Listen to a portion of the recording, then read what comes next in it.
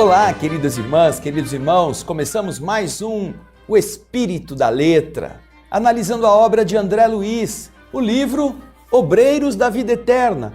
Ah, quantas coisas lindas nós já aqui encontramos, não é mesmo? Você então pegue o seu exemplar, se você não tem, providencie para que nós possamos ir lendo juntos. E aí, com mais calma, com mais tranquilidade, irmos retirando aquilo que está escrito por debaixo das letras. Porque a nossa pressa muitas vezes passa por cima, atropela.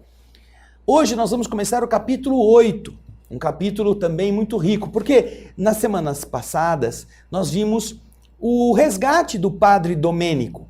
Eles foram até a região umbralina, ali ao redor da casa transitória de Fabiano, e conseguiram fazer o espírito do padre Domênico sair daquela região. Aí eles não tinham ido lá só pelo padre Domênico. Agora, nós vamos ver a irmã Zenóbia e a equipe que ela montou, juntamente com o Jerônimo, a Luciana, o padre Hipólito, o André Luiz e outros trabalhadores da casa transitória. Eles vão agora se dedicar aos demais que estão naquela região.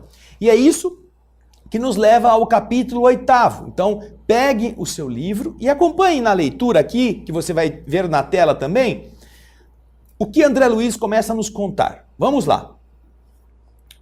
Completada a missão de serviço de que Zenóbia se fazia acompanhar, que era lá com o padre Domênico, pusemos-nos em marcha, abeirando-nos do vale de treva e sofrimento. A sombra havia voltado novamente muito densa e não se conseguia divisar, observar com clareza aquele recôncavo, aquele abismo, aquela região onde estariam as entidades que nós estaríamos atendendo. Frases comovedoras, porém, chegavam até nós. Dolorosos ais, blasfêmias, imprecações, xingamentos. Guardava a ideia de vastíssimo agrupamento de infelizes que se revolvia, que se rebolcava no solo, ali mais abaixo de onde estávamos. Os impropérios causavam medo. Contudo, os gemidos ecoavam-me angustiosamente na alma. Alguns xingavam, não é? Outros gemiam. Certamente, os outros companheiros do grupo experimentavam emoções semelhantes às minhas, porque a irmã Zenóbia, usando a palavra, esclareceu. Os padecimentos que sentimos não estão aí sem que a proteção divina cuide deles. Incansáveis trabalhadores da verdade e do bem visitam seguidamente estes lugares, chamando os prisioneiros da rebeldia à sua necessária renovação espiritual. No entanto, retraem-se, revoltados e endurecidos no mal. Lamentam-se, suplicam e provocam compaixão. Mas, raramente, alguns deles nos ouvem o apelo. Às vezes, nós tentamos impor a eles o bem, retirando-os daqui à força. Entretanto, quando retirados compulsoriamente deste vale tenebroso, nos acusam de violentadores e ingratos, fugindo do nosso contato e da nossa influência. Embora o triste conteúdo da palavra que nos dirigia, Zenóbia, ela nos dava essas informações inflamada no espírito de serviço, pelo bom ânimo que transparecia de seus gestos e palavras. Nós víamos isto. E continua a orientadora dizendo: a negação deles em aceitar nossa ajuda não é motivo para qualquer negação nossa em ajudar. Lembremos-nos de que o esforço da natureza converte o carvão em diamante. Trabalhemos em benefício de todos os necessitados, procurando para o nosso espírito o divino dom de refletir a vontade soberana de Deus. Façam-se as obras da vida, não como nós queremos, mas como o Senhor determine. Grande é a beneficência do Pai para conosco. Vamos reparti-la em serviço de fraternidade e esclarecimento na harmonia da comunidade que aqui está. Em seguida, 10 cooperadores que acompanhavam o grupo, obedecendo às ordens da irmã Zenóbia, acenderam holofotes de intensa luz. E então, sensibilizados e surpresos, contemplamos monstruoso quadro vivo, diz André. Vasta legião de sofredores cobria o fundo, um pouquinho abaixo de onde nós estávamos. A rampa que nos separava não era muito íngreme, muito acentuada, mas o lamaçal onde estavam essas entidades era compacto, denso e enorme. Diante da claridade brusca que se acendeu ali, muitas vozes começaram a suplicar por socorro, em frases angustiosas que nos cortavam a alma. Outras, porém, faziam-se ouvir diferentes. Vociferavam blasfêmias, ironias, condenações. Então, irmã Zenóbia recomendou, para que o êxito de nossos trabalhos acontecesse, que nós nos reuníssemos todos em um único grupo, de uma forma a infundir respeito e temor nas perigosas entidades que ali se misturavam os infelizes, e ela acrescentou: os adeptos da revolta e do desespero encontram-se igualmente aqui, forçando-nos a uma severa atividade de defesa. São pobres desequilibrados que tentam induzir todas as situações à desarmonia em que vivem. E em seguida disse ao padre Hipólito que dirigisse a todos um apelo geral em nome do Senhor, para que aquelas vítimas do infortúnio considerassem a necessidade da transformação íntima. Então, o ex-sacerdote abriu um pequeno manual evangélico que carregava consigo e leu, na relação do apóstolo Lucas, a parábola do homem rico que se vestia de púrpura em uma faustosa existência na terra, enquanto o mendigo chaguento lhe batia em vão à porta da sensibilidade pedindo ajuda.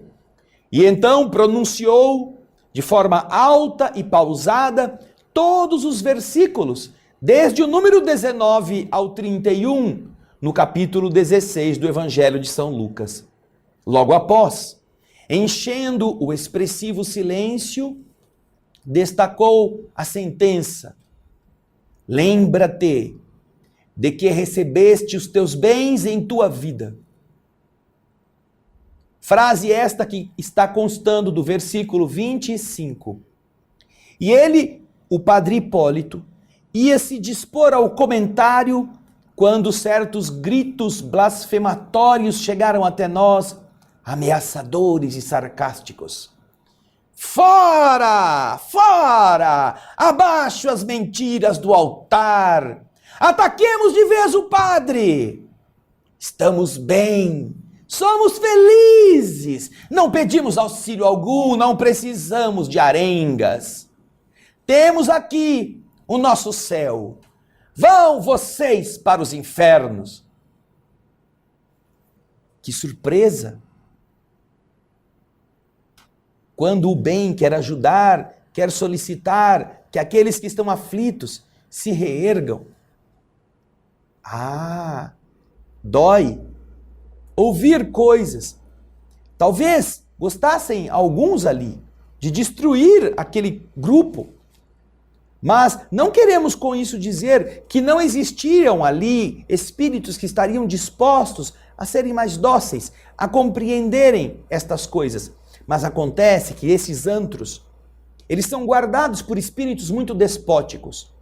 E aqueles mais tíbios, aqueles mais frágeis, aqueles mais amedrontados que ali se deixaram ficar, se intimidam diante da agressão destes outros truculentos. E são estes truculentos que certamente querem atacar a expedição luminosa. São estes espíritos que não querem que outros se levantem, se reergam e querem mantê-los sob o império do pavor. Eles não querem ninguém falando de amor, de Deus, de esperança naquela região, para que os que estão buscando exatamente isto não queiram sair dali e deixá-los sem o séquito de mendigos amedrontados e intimidados. Por isso que surgem estas coisas. Mas nós vamos ver depois como também há formas de ajudar mesmo aqueles que estejam intimidados por estes adversários despóticos, agressivos. Mas isto tudo nos faz ver como o amor divino é grandioso. Como disse a irmã Zenóbia, caravanas e mais caravanas visitam aqueles antros. E que mesmo às vezes retiram dali, contra até o merecimento, espíritos que poderão ser ajudados. Mas ela diz, mesmo nesses casos, eles nos acusam de violência, eles nos culpam por estarmos impondo a eles certas coisas que eles não querem. Eles querem uma felicidade sem esforço, eles querem não precisar fazer nada e terem as dádivas do céu de mão beijada. Mas não é assim. Então eles fogem de nós e voltam para cá. Não pensem vocês que os bons espíritos estão dormindo enquanto os outros sofrem. Eles estão sofrendo porque querem e não saem dali até que se decidam. Mas nós, que vamos fazer agora o nosso primeiro intervalo, não pararemos aí não, nós vamos acompanhar o que vai acontecer. Querem mandar os amigos que estão ali para tentar ajudá-los para o inferno. Eles estão ali no que eles chamam de céu. Imagina isto, no lodo, na escuridão. Daqui a pouquinho nós vamos voltar com a continuação deste capítulo. Não demore, a gente também não demora.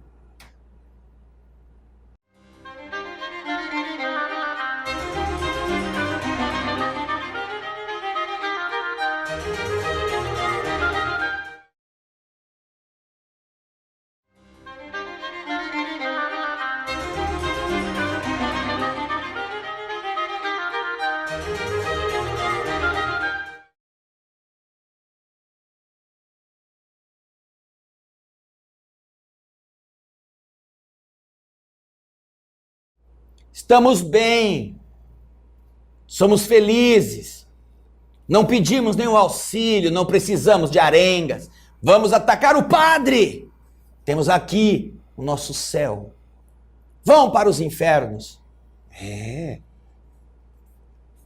Essa foi a recepção que os servos do amor receberam das entidades que estavam ali, como nós vimos no final do bloco. E agora, o que aconteceu? Nós estamos no capítulo 8º, do Obreiros da Vida Eterna. Acompanhe aí. Vamos acompanhar no texto. Os adversários gratuitos da nossa atuação não se limitaram à gritaria perturbadora. Não, o que eles fizeram? Bolas de substância negra começaram a cair ao nosso lado, partindo de vários pontos desse abismo de dor. Começaram a agredir aqueles que estavam ali. E então a irmã Zenóbia, dirigindo-se a alguns colaboradores, disse: as redes, estendam as redes de defesa, isolando-nos o agrupamento. As determinações foram cumpridas rapidamente. Redes luminosas desdobraram-se à nossa frente. Material esse, especializado para aquele momento, em vista da sua elevada potência magnética, porque as bolas e as setas que nos eram atiradas paravam aí, paralisadas por misteriosa força.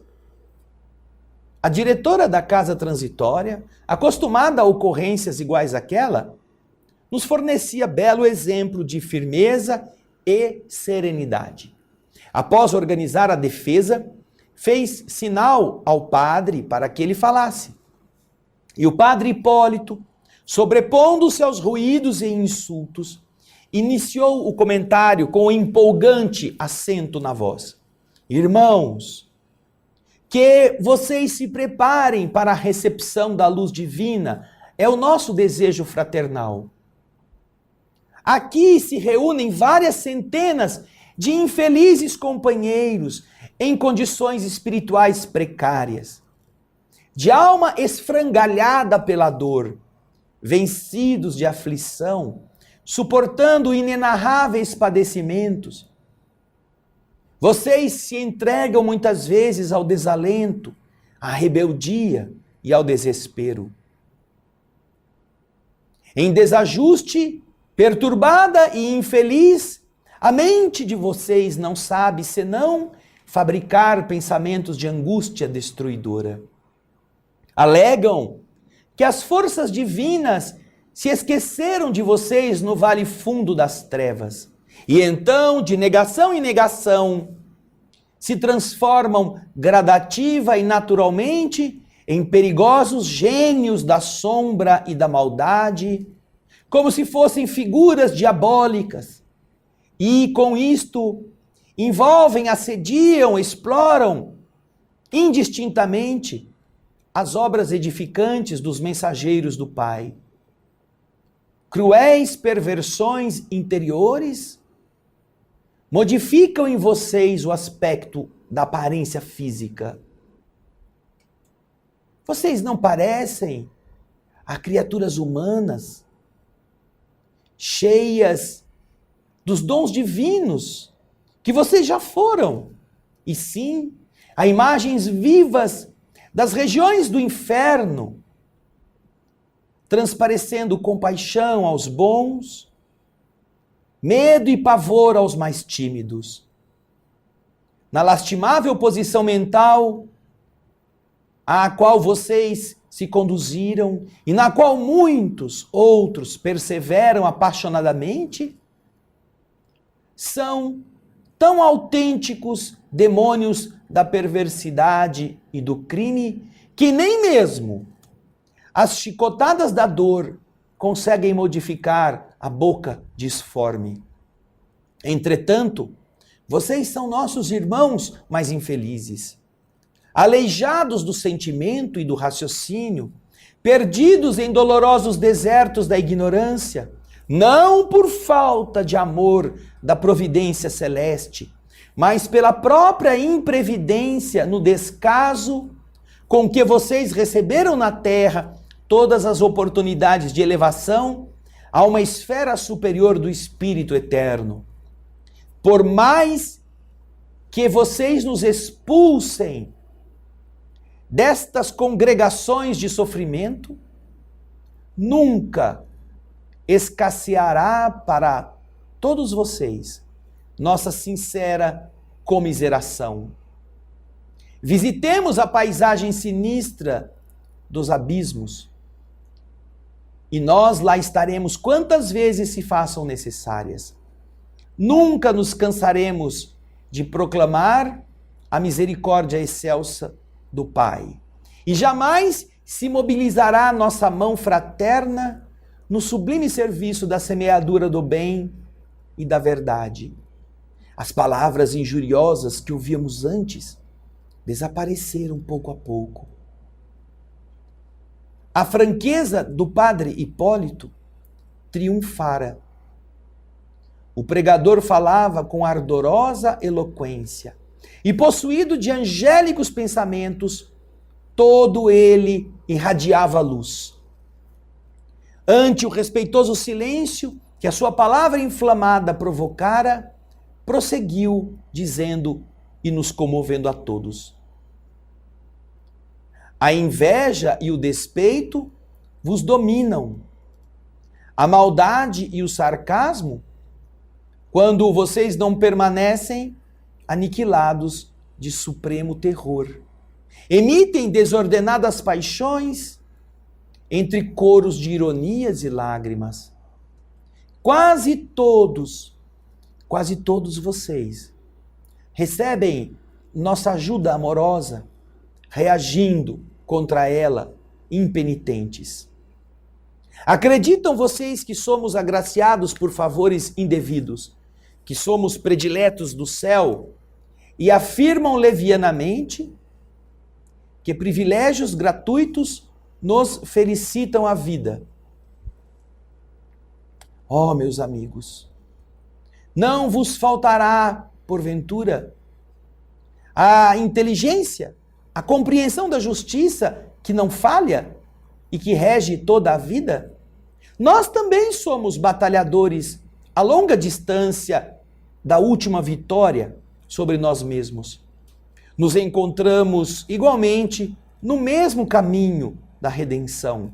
Trabalhamos, lutamos, choramos e sofremos. Apenas é um pouco diferente a nossa posição da de vocês, porque nós, que estamos aqui falando de forma tranquila e fraternalmente, já iniciamos o luminoso aprendizado que reconhece a importância de Deus, nosso Pai. Todo poder, toda justiça, toda misericórdia. Agradecendo ao Cristo, o divino intermediário, a oportunidade de trabalho e realização no presente. Também sentimos saudades do lar terrestre e dos brandos elos afetivos que se movimentam agora muito distantes, experimentando como vos acontece o vivo desejo de voltar ao passado, a fim de retificar os caminhos percorridos, e quase sempre em vão procuramos aqueles que testemunharam amor para nós, com o fim de beijar-lhes as mãos e pedir a eles que esquecessem as nossas fraquezas. Possuímos, todavia, a felicidade de compreender a extensão de nossos débitos e pusemo-nos, desde muito, a caminho do futuro Redentor. Estas são as palavras do Padre, que não poupa, vejam só, não poupa a verdade, não poupa os ouvidos daqueles que estão ali, a respeito de como eles estão. Nós estamos mal acostumados, ainda mais nesse período da Terra, a respeito dessas verdades, das coisas que realmente precisam ser faladas, naturalmente sem agressão, sem ódios. Podem ver, hoje, as pessoas que são obesas não gostam de ouvir nada sobre gordos. As pessoas que são carecas não gostam de ser chamados de carecas. Os baixinhos não gostam de ser chamados de baixinhos e todos se refugiam numa falsa noção de preconceito contra eles. Porque não querem ouvir como eles são.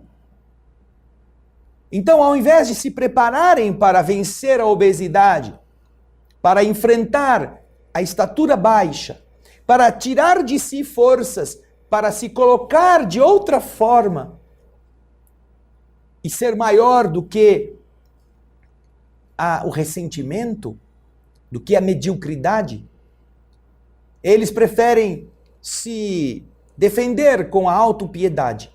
Só que você viu aqui que o Padre Hipólito diz na cara deles, a quem eles estão se dirigindo para ajudá-los, que eles parecem o capeta, que eles perderam a forma, que eles estão ali naquela região umbralina, esquecidos de como eles eram, pela ação da mente desajustada, que estão gostando inclusive de agredir aqueles que estão indo ali para ajudá-los, mas que isso não vai impedir que eles continuem a fazer.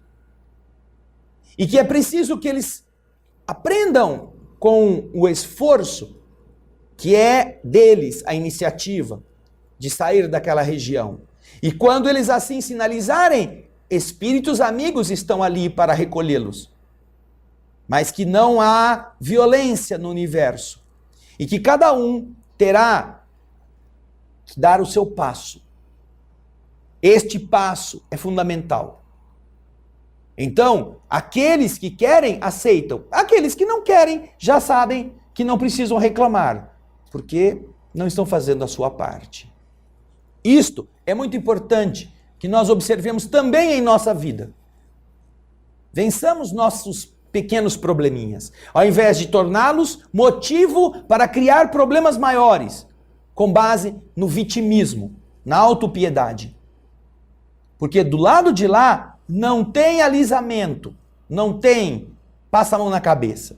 Não. Lá a verdade é verdade. É mesquinho, é egoísta, é indiferente, é incorreto, é falso, é mentiroso. É assim que funciona. Precisamos encarar o que somos. No próximo bloco, nós vamos continuar a ver como que se desenrola este contato. Espero você.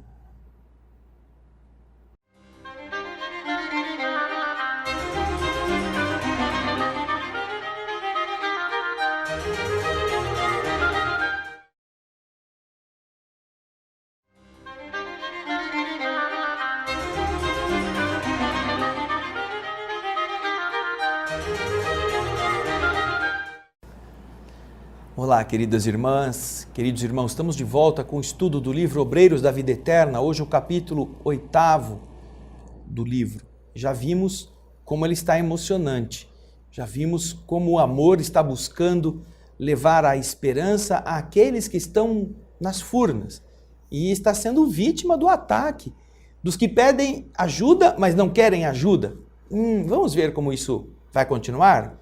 Vamos voltar ao texto. Diz André Luiz, penetrando a interpretação direta da parábola, o padre Hipólito modificou o tom de voz e prosseguiu. Qual de nós não terá sido na terra aquele rico vestido de púrpura e de linho finíssimo que encontramos no ensinamento do mestre? Nós exibíamos a roupa vistosa e brilhante do nosso eu egoístico, ferindo a observação de nossos semelhantes e vivendo a bendita oportunidade de permanência na terra, no corpo, regalada e esplendidamente. Todos nós que nos associamos nesta paisagem de dor, aqui onde estamos, tivemos à nossa volta mendigos do afeto e do socorro espiritual, que nos mostravam em vão as chagas de suas necessidades. Chamavam-se eles de familiares, parentes, companheiros de luta, irmãos distantes da humanidade. Eram filhos famintos de orientação, pais necessitados de carinho, caminhantes da estrada evolutiva, sedentos de auxílio, que improficuamente, em vão, se aproximavam de nós, implorando algo do reconforto, da alegria. Em geral, lembrávamos-nos, sempre tarde, de suas feridas interiores, indiferentes ao menosprezo da oportunidade sublime que nos fora concedida para ministrar-lhes o bem. No justo instante a que se recolhiam no leito de morte, multiplicávamos afetos e carícias, depois de haver gasto o tempo sagrado da vida humana entre a falta da sensibilidade e a exigência. Desejavam os mais pobres que nós alguma coisa das migalhas de nossos permanentes banquetes de conhecimentos e facilidades. Procuravam a nossa companhia como crianças necessitadas de iluminação e ternura, e os próprios cães se inclinavam para eles, tomados de natural simpatia. Nós, entretanto, envaidecidos das próprias conquistas, enjaulados em clamorosa apatia, amontoávamos expressões de bem-estar, acreditando-nos superiores a todas as criaturas integrantes deste quadro da nossa passagem pela carne. Prisioneiros que éramos das nossas criações inferiores, a morte jogou-nos no despenhadeiro purgatorial, semelhante ao tenebroso inferno da teologia mitológica. envelhecida e rasgada a rica veste das oportunidades. Ao término do curso de aprimoramento espiritual lá na terra, esse sublime educandário, somos por vezes mais pobres que o último dos miseráveis que nos batiam à porta do coração confiantes e para os quais poderíamos ter sido beneméritos doadores da felicidade. Viajantes, na travessia do rio sagrado da elevação, fugíamos de todos os companheiros necessitados, instituíamos serviços ativos de vigilância contra os náufragos sofredores. Gostávamos, acima de tudo, o bom tempo, as ilhas encantadas de prazer, a camaradagem dos mais fortes, mais ricos, mais poderosos, para atingir a outra margem, humilhados e pesarosos, em terríveis necessidades do espírito, incapazes de prosseguirmos a caminho dos continentes divinos da elevação. Sejamos razoáveis, meus irmãos, reconhecendo que esse inferno é construção mental em nós mesmos. O estacionamento, após esforço destrutivo, estabelece clima propício aos fantasmas de todo tipo. Fantasmas que torturam a mente que os produziu, levando essa mente a pesadelos cruéis. Cavamos poços abismais de sofrimentos torturantes pela intensidade do remorso das nossas misérias íntimas. Construímos penitenciárias sombrias com a negação voluntária perante os benefícios que a providência nos ofertou. Desertos calcinantes de ódio e malquerença estendem-se aos nossos pés, seguindo-se a jornadas vazias de tristeza e desconsolo supremo. Parecemos duendes vagabundos da inquietação e do desalento, pela amargura do que fomos e pela dificuldade quase invencível na aquisição de recursos para o que devemos vir a ser. De um lado, a falência gritante, do outro, o desafio da vida eterna. Como o rico infeliz da parábola, todavia, sabemos que muitas de nossas vítimas de outro tempo subiram, atingiram altas posições no campo hierárquico da eternidade. Que muitos daqueles mendigos de carinho da estrada humana foram conduzidos a fontes da maravilhosa sabedoria e do inesgotável amor. E assim, por que não impetrarmos esse concurso, não pedirmos o concurso, a ajuda de suas bênçãos intercessórias para nós? Por quê? Não dobrarmos humildemente a nossa arrogância, a nossa cerviz, considerando os desvios do passado, a fim de recebermos a sublime e indispensável cooperação do presente? Sabemos, amigos, que muitos de vocês padecem atormentados a devoradora sede da água viva do Espírito imortal.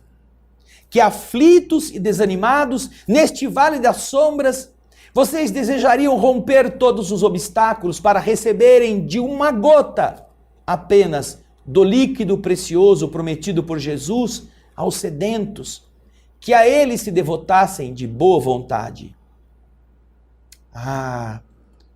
Não basta, porém, a desordenada rogativa de dor para que o orvalho divino refresque o coração doloroso, dilacerado.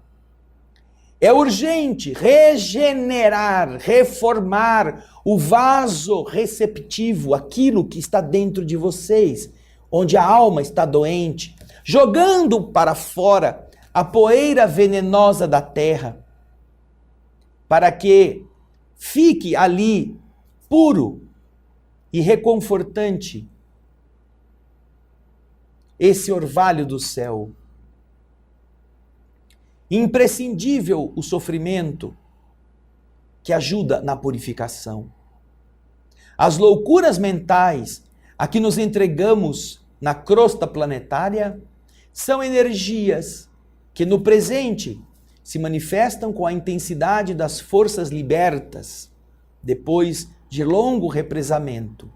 E daí, esta intraduzível angústia da fome, da sede, da aflição, da doença, que muitos de vocês ainda sentem, pela carência de conformação com as leis estabelecidas pelo Eterno Pai.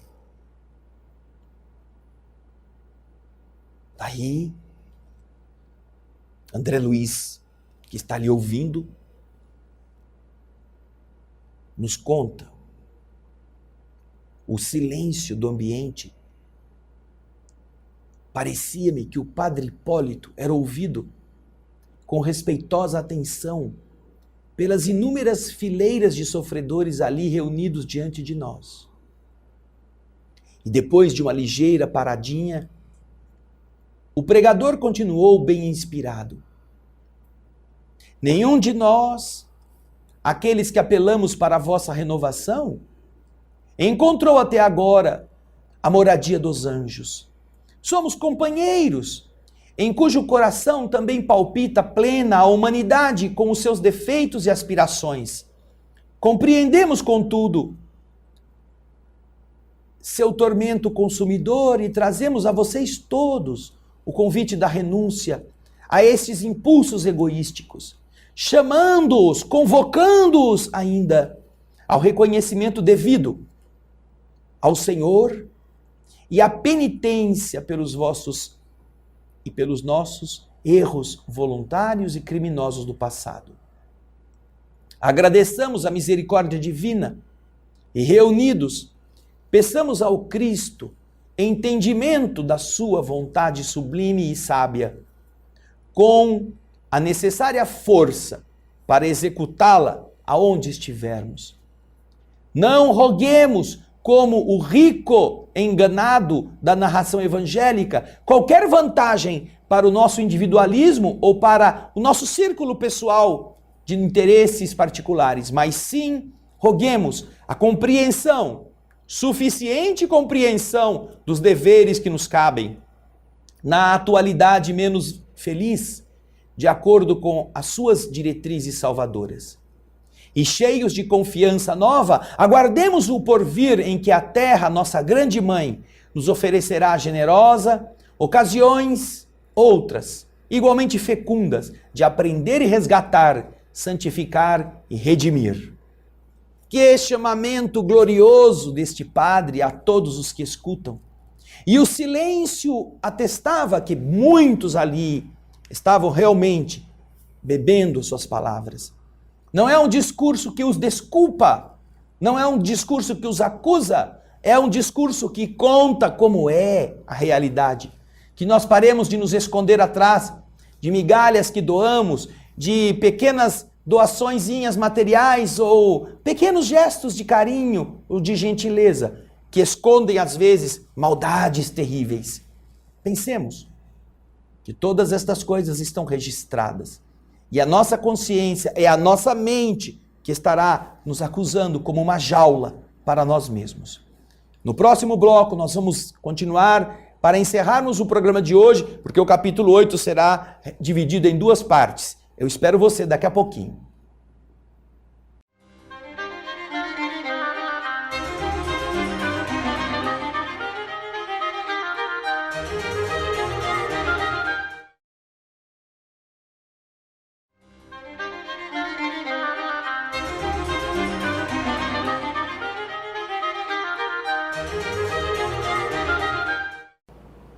Estamos de volta com o último bloco da primeira parte do capítulo 8. E você está vendo como o bem tenta ajudar ao máximo. O padre Hipólito está se dirigindo aos que estão naquela região escuríssima, colocados ali como lodo, com as aparências diabólicas que a mente deles mesmo plasmou. E depois de ter feito a sua exortação, você vai acompanhar no texto. O padre Hipólito fez um breve intervalo. E nesse momento, quando o padre Hipólito estava falando entusiasmadamente, não é? Ele sustou por longos instantes a pregação, permitindo-nos, diz André, um olhar, um exame daquele quadro exterior. Longas filas de sofredores acorriam de todos os recantos, olhando-nos a claridade das tochas, a distância de 30 metros aproximadamente. Estendiam-se em vasta procissão de duendes silenciosos e tristes, parecendo guardar todas as características das doenças físicas que eles haviam trazido da terra, no campo impressivo do seu corpo astral, no seu perispírito. Viam-se ali necessitados de todos os tipos, aleijões, feridas, misérias, exibiam-se ao nosso olhar, apertando-nos os corações. Muitos deles, ajoelhados, talvez na suposição de que fôssemos embaixadores do celeste poder, em visita ao purgatório desditoso, mantinham-se em posição de supremo respeito, embora deixando transparecer na face angustiada indescritíveis padecimentos. De olhos ansiosos, falavam sem palavras do intenso e secreto desejo de se unirem a nós. Entretanto, algo lhes intimidava esta realização. Algo se levantava para impedir isto. Pareciam-se a prisioneiros, suspirando pela liberdade. Por que não corriam ao nosso encontro? Por que não se ajoelharem junto de nós em sinal de reconhecimento sincero a Deus? Pergunta André Luiz. Então, desejando penetrar a causa daquela imobilidade obrigada, compreendi, sem maiores esclarecimentos, o que se passava. Entre a multidão compacta e nós, cavava-se profundo fosso, e onde surgiam possibilidades de passarem de forma mais fácil, ali se reuniam pequenos grupos de entidades que se revelavam por sinistra expressão fisionômica. Não tinha nenhuma dúvida. Aqueles rostos agressivos e duros sustentavam severa vigilância naquela passagem. Que faziam aí esses verdugos? Permaneceriam dirigidos por potências vingadoras com poderes transitórios na zona das trevas ou agiriam por sua conta própria, obedientes a loucas paixões da mente em desequilíbrio? Eu então me recordei de antigas lendas do inferno, esboçado, desenhado na teologia católico-romana, para concluir que a fogueira ardente, onde Satã se comprazia em torturar as almas, devia ser mais bela que a paisagem de lama, treva e sofrimento que estava diante de nós. Recolhi, porém, o fio das considerações desnecessárias ao momento, compreendendo que o minuto não se prestava a divagações, porque exigia de nós contribuição ativa. Prolongando-se a pausa do pregador, uma criatura de rosto patibular, de rosto feio, horroroso, gritou, em meio a gestos odiosos: não pedimos exércitos de salvação, fujam daqui. E esta manifestação isolada foi suficiente para que outras expressões de desagrado explodissem. Não desejamos redimir coisa alguma, nada devemos. Para nós, interessantes são o culto sistemático do ódio, a revolta contra os deuses insensíveis, o movimento de resistência à repugnante aristocracia espiritual. Morram os pregoeiros da virtude falsificada, caiam os oportunistas de além-túmulo, viva o nosso movimento de destruição contra a velha ordem dos senhores e dos escravos. Depois das ruínas, edificaremos o mundo novo. E então, um espírito bem grandão, um homem alto, daqueles fortões, com todas as particularidades de um gigante, avançou até a borda do fosso, no outro lado, fez um marcante gesto de provocação e perguntou gritando: calou-se o realejo do padre?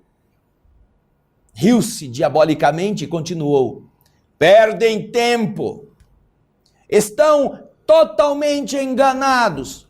Também temos programa e também sabemos querer. Onde está o Deus que nos prometeram? Tem porventura vocês o mapa do céu? Nossos ídolos agora estão quebrados. Somos filhos do desespero, tentando reorganizar a vida no deserto que nos defronta. Voltaremos, acaso, à ingenuidade primitiva, a ponto de acreditar novamente em mentiras religiosas? Em que remota região se compra a beneficência divina, que não tem pena de nossas necessidades? Declaram-se felizes e proclamam a compaixão de um pai que não conhecemos. Por acaso vocês o viram alguma vez? Fria gargalhada pontilhou suas últimas palavras. Revelando-se sob forte impressão, o padre Hipólito respondeu: o conhecimento da divindade e o roteiro celeste serão encontrados dentro de nós mesmos. Por que audácia sem nome cometeríamos o absurdo de aguardar plena e pronta identificação da nossa natureza, que acabou de sair da irracionalidade em dias tão breves, com a sublime plenitude de Deus? Como colocar lado a lado o batráquio com o sol? Em verdade, as religiões que fizeram de Deus uma pessoa na crosta nos envenenaram a mente,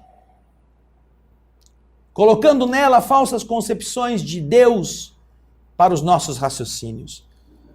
Não podemos, entretanto, culpá-las em sentido absoluto, porque a estagnação espiritual nos caracterizava a todos. Éramos parados no espírito. Quando os discípulos se integrarem efetivamente de cérebro e coração renovado no Evangelho do Mestre, será impossível a negativa. O dogma, considerado imparcialmente, constitui desafio e castigo simultâneos. Desafio à inteligência investigadora e construtiva, para que se dilate no mundo a noção do universo infinito, e ao mesmo tempo castigo às mentes preguiçosas que renunciam levianamente ao dom de pensar e decidir por si mesmas as questões sagradas do destino. Em toda parte encontraremos a sabedoria operante e invisível do Senhor, estendendo-se em todas as minúcias da natureza. Calai, portanto, a vaidade ferida e o orgulho humilhado que vos ditam observações ingratas e criminosas. Parem, olhem o santuário da consciência e não exijam visões e revelações que vocês não conseguiriam suportar. Tomados, portanto, de compaixão por sua rebeldia e infortúnio, rogamos ao Senhor abençoe a esperança de quantos nos escutam, famintos de suprema redenção, como nós, diante da grandeza inapreciável da vida eterna. Nós também famintos desta grandeza de Deus. Dirigimo-nos, diz o Padre, para todos, tanto para vocês que são arrogantes e não estão capazes de entender o que falamos, como para vocês outros que estão nos escutando e que talvez estejam tímidos, com medo de enfrentar os desafios de atravessar os caminhos que facilitam a vinda.